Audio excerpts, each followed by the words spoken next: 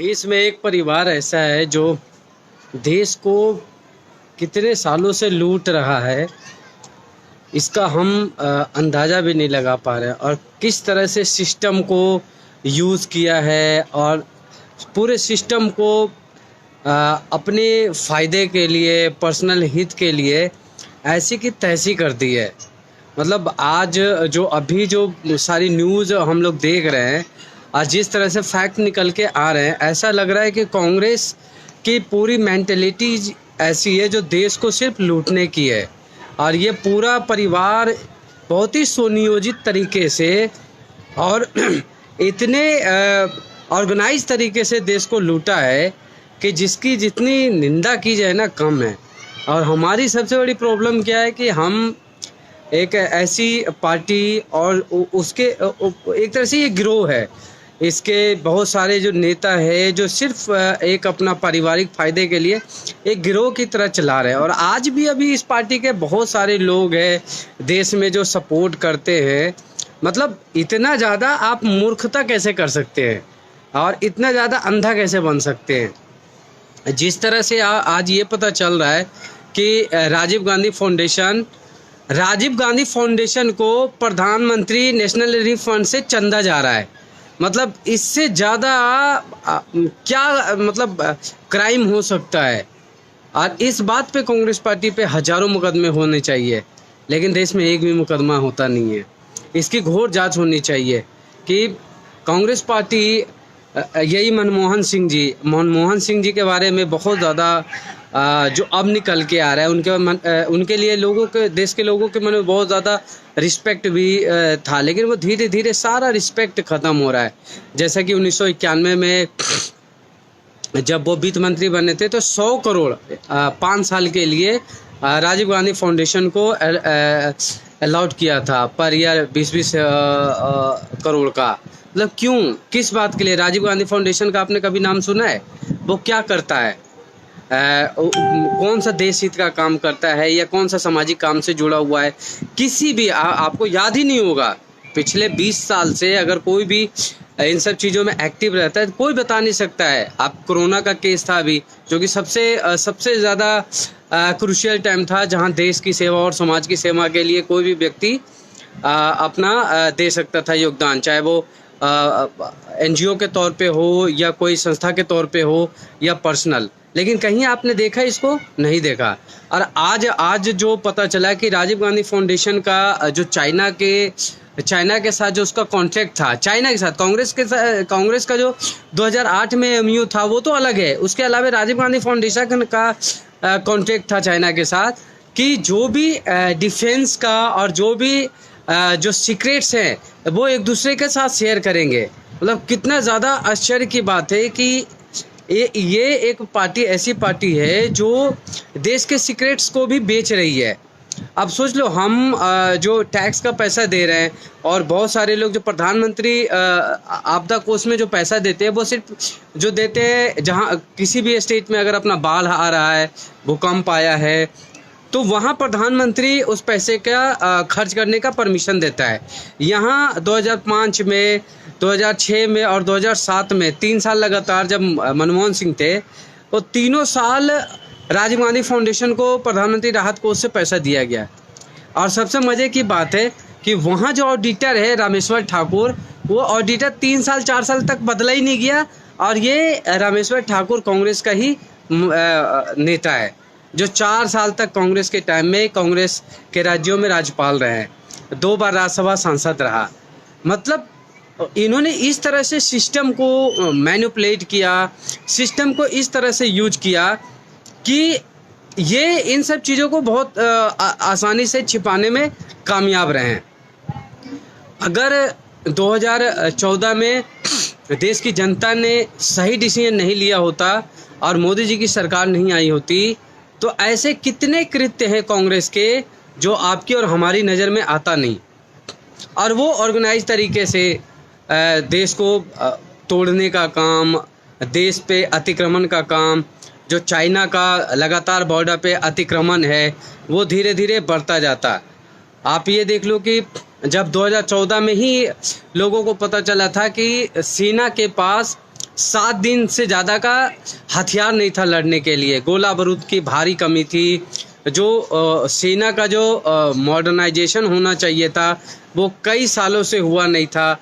सेनाध्यक्षों ने मीटिंग कर करके प्रधानमंत्री से थक गए, चिट्ठी लिख लिख के थक गए, लेकिन हुआ नहीं।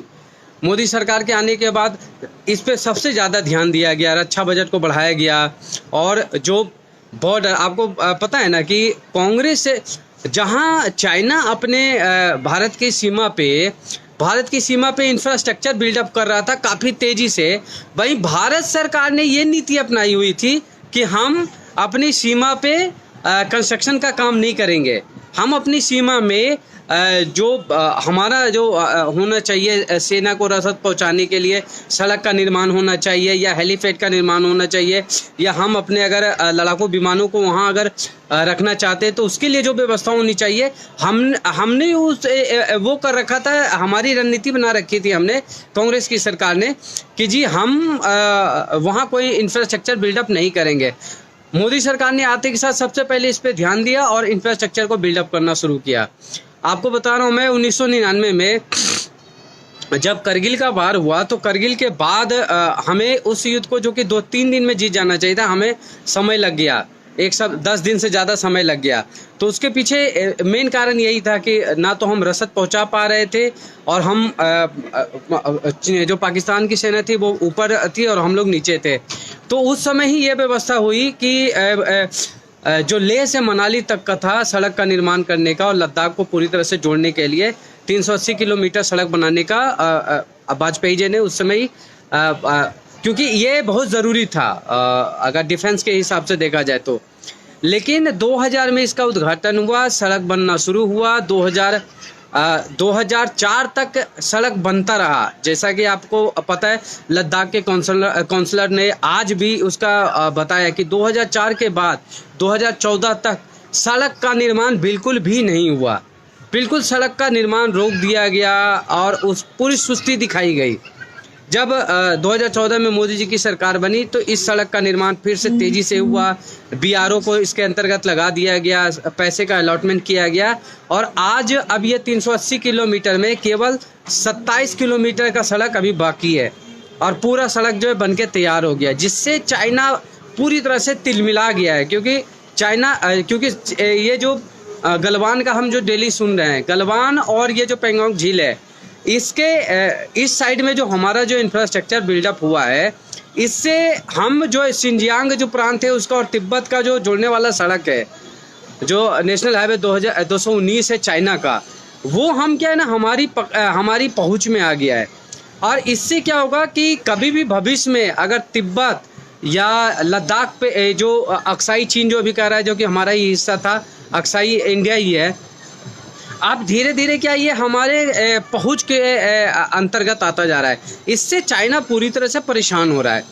पहले क्या होता था, चाइनीज सैनिक अपने भारत के क्षेत्र में अतिक्रमण करते थे और कहीं ना कहीं वो इसमें कामयाब हो जाते थे। भारतीय सेना, देखो एक चीज़ मैं आपको बता रहा हूँ, कोई कुछ भी कहे, हम लोग भी इंडस्ट्री में काम करते हैं और हमें भी पता है कि सेना बहुत मजबूत होती है, लेकिन वो मजबूती भी तब दिखती है जब उसके ऊपर एक मजबूत लीडरशिप हो। अगर मजबूत लीडरशिप नहीं होगा ना, तो आपका जो डिजायर्ड रिजल्ट है ना, वो भी नहीं दे पाता है। पहले भारतीय सेना रोक टोक नहीं पाती थी, आज ऊपर जो बैठा प्रधानमंत्री है ना, वो उसकी ताकत है कि सेना भी आज उसको रोक टोक रही है, ठीक है, क्योंकि मजबूत इच्छा शक्ति वाला नेतृत्व होना बहुत ज़्यादा ज़रूरी है, और आज वो स्ट्रॉन्ग लीडरशिप है।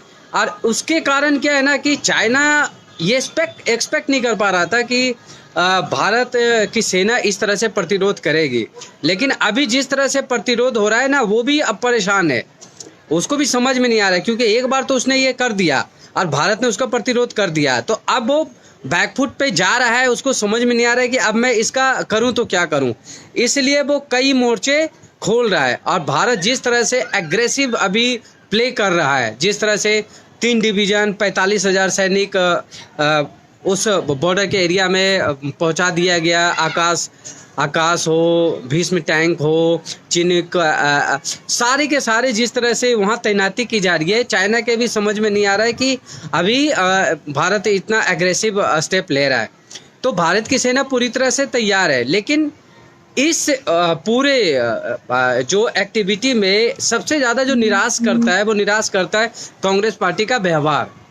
कि कांग्रेस पार्टी जिस तरह से चाइना की भाषा बोलती है और जिस तरह से लगातार अपने देश की सरकार, आज तक कांग्रेस पार्टी ने एक बार भी चाइना के अगेंस्ट में कुछ नहीं बोला, लेकिन वो लगातार हमारे देश के प्रधानमंत्री के बारे में, हमारे देश की सेना के बारे में, उनका मनोबल तोड़ने के लिए जिस तरह से स्टेटमेंट देते हैं। एक बच्चा जो लगातार हर दिन कोई ना कोई ट्वीट कर देता है, उस बेवकूफ़ को मैं बच्चा ही कहूँगा, जो जिसको कुछ समझ नहीं है, ना तो उसको डिफेंस का कुछ नॉलेज है, ना उसको राजनीति का कुछ पता है। बेवकूफ़ की तरह डेली एक ट्वीट कर देना, यही काम है। उसको इतना भी अक्ल नहीं है कि जब ऐसे समय में, जब देश एक युद्ध के मुहाने पे खड़ा है, अंदर एक कोरोना से फाइट चल रहा है, ऐसे समय में हमें देश में एक सरकार का साथ देना चाहिए, सेना का साथ देना चाहिए, उनके हक में बात करनी चाहिए, उनकी सपोर्ट में बात करना चाहिए। लेकिन ऐसे लोग जो अभी देश के अगेंस्ट बात करते हैं और देश के दुश्मन की प्रशंसा करते हैं, तो ऐसे लोगों को एक्सपोज करना बहुत ज़रूरी है। ये खुद ही एक्सपोज आते हैं साले, ये इतने कीचड़ में धंसे हुए हैं कि ये जब दूसरे के गिरबान को पकड़ने जाते हैं तो ये इनके खुद ही कारनामे निकल के आ जाते हैं। चाहे 2008 में इनका चाइना के साथ MOU हो, चाहे राजीव गांधी फाउंडेशन को, मतलब राजीव गांधी फाउंडेशन को चाइना की सरकार 90 लाख का डोनेशन देती है, चाइना की एम्बेसी डोनेशन देती है, और उसके बदले में इनका कॉन्ट्रैक्ट ये है कि हम डिफेंस का आपको एक दूसरे से शेयर करेंगे। तो ये जो लोग हैं ना, ये सारे लोग एक्सपोज्ड, सेल्फ एक्सपोज्ड है। ये सारे खुद सेल्फ एक्सपोज है। पूरा जो परिवार है ना, बड़ा परिवार है, ये पूरा सेल्फ एक्सपोज्ड है। और अब देश की जनता इनकी बातों को कोई महत्व नहीं देती है, और देश की जनता समझ गई है कि इनका काम केवल अपने परिवार का हित है। जो अपने पार्टी में, अपने परिवार के बाहर एक अध्यक्ष को चुन नहीं सकते, वो हमें डेमोक्रेसी के बारे में बताते हैं। बेवकूफ़ समझाए क्या है? तुम दोनों भाई बहन और माँ को हिम्मत नहीं है कि किसी बाहर के किसी व्यक्ति को पार्टी का अध्यक्ष बना दे, और तुम जनता को बेवकूफ़ समझते हो। जनता सब समझ गई है। और पहले चूँकि एक सोशल मीडिया भी नहीं था, और न्यूज़ पे भी जिस तरह से वामपंथी लोगों को कांग्रेस पार्टी के टाइम में बैठाया गया था, जिससे कि एक तरफा एक न्यूज़ आता था। लेकिन अब जिस तरह से न्यूज़ चैनल्स अब आ गए हैं, जो कहीं ना कहीं पड़ला एकदम एक साथ लगा रहे हैं और इनको भी एक्सपोज कर रहे हैं, ये पूरे तिलमिला गए हैं। सोशल मीडिया ने भी इनकी लेनी की देनी कर दी है। अब एक एक चीज़, ये एक झूठ बोलते हैं और उनका फैक्ट तुरंत निकल के चला आता है। तो अब पूरी तरह से सेल्फ एक्सपोज है। मैं वैसे लोगों को जरूर बोलना चाहूँगा जो आज भी कांग्रेस के लिए आज भी बोलते हैं, और देश को साइड में रख के, और कांग्रेस के इन घिनौने कृत्यों को के बाद भी अगर कांग्रेस पार्टी को सपोर्ट करते हैं, तो मुझे लगता है आपको सोचना चाहिए कि क्या आप जो कर रहे हैं क्या वो सही है? क्या आप देश के साथ जो कर रहे हैं, जो कांग्रेस पार्टी जिस तरह से अपना कर रही है और विदेशी लोगों को सपोर्ट कर रही है, और अपने देश के खिलाफ ही जो स्टेटमेंट ये सारे देते हैं, क्या आपको लगता है, जैसे आज मिलिंद देवड़ा ने भी फाइनली बोल दिया कि एक तरह से पूरी तरह से कांग्रेस पार्टी को ले लिया आले हाथों कि भाई इस टाइम में इस तरह की राजनीति नहीं करना चाहिए। अदिति सिंह ने भी कुछ दिन पहले बस वाले जो राजनीति पे प्रियंका वाड्रा को आलो हाथ लिया था, उसको भी हटा दिया था। शरद पवार ने भी प्रधानमंत्री की मीटिंग में साफ साफ राहुल गांधी और सोनिया गांधी को बोल दिया कि आप लोग गलत कर रहे हैं। तो अभी भी जो लोग जो अपने आप को कांग्रेस के सपोर्टर कहते हैं, जरूर उनको सोचना चाहिए कि क्या वो सही कर रहे हैं, क्या वो देश के साथ है या कांग्रेस पार्टी के साथ है, या केवल एक परिवार की चमचागिरी करनी है उनको। अगर वो ये करनी है तो उनको मुबारक हो, हमें अपने देश के साथ रहना है, और अगर भारतीय जनता पार्टी देश का मस्तक ऊंचा करने के लिए लड़ रही है तो हम उनके साथ हैं, हम अपनी सेना के साथ हैं। जय हिंद, जय भारत।